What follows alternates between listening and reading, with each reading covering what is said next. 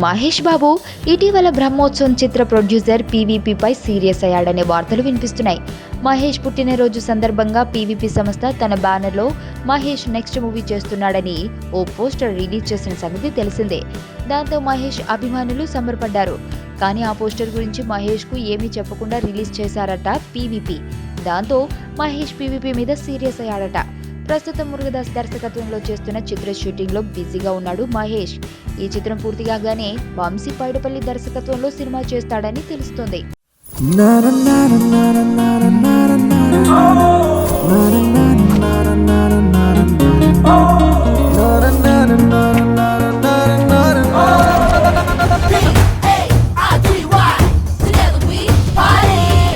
ఓ పాప బాబా రామ్దేవ్ బ్యాచ్ అనమాట.